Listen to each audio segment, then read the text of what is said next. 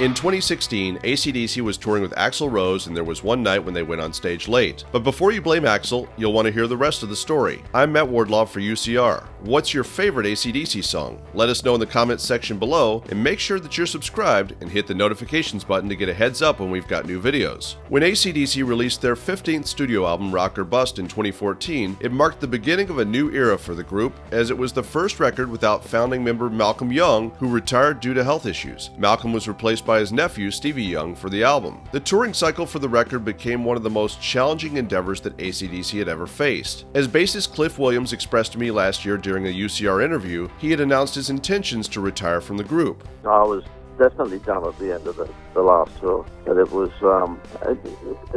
tough to finish that tour, you know. Drummer Phil Rudd had been sidelined prior to the start of the tour for Rock or Bust due to legal issues that left him under house arrest, unable to go on the road. Veteran skinsman Chris Slade stepped in, returning to the group after previously sitting behind the kit for their 1990 album The Razor's Edge, as well as the subsequent tour. Fans worldwide were once again ready to see AC/DC live in concert. 9 open-air stadium concerts in Germany sold out with a record-setting 300,000 tickets disappearing in 75 minutes. In March of 2016, nearly a year into the tour, lead vocalist Brian Johnson had to leave the road due to hearing loss issues. The group postponed a total of 22 shows, returning with an unbelievable Plan B as Axl Rose of Guns N' Roses joined AC/DC to help the rock legends finish the tour. He was a lifelong fan of the group, and the shows found AC/DC digging deeper into the Bon Scott era, pulling out songs like Riff Raff and Rock and Roll Damnation from the Powerage album, and If You Want Blood, You've Got It, and Touch Too Much from Highway to Hell. As drummer Chris Slade recalls in a new interview with Vinyl Rider Music, the GNR frontman did a phenomenal job, and he says, quote, "Some of those notes he hit were unbelievable. Anyone who might have been worried about Rose coming on stage late found that instead he was on time for every single gig." Slade says, quote, "I know in the past he had his problems, but the guy that I met was a really nice guy, really talented on the case. He was never late,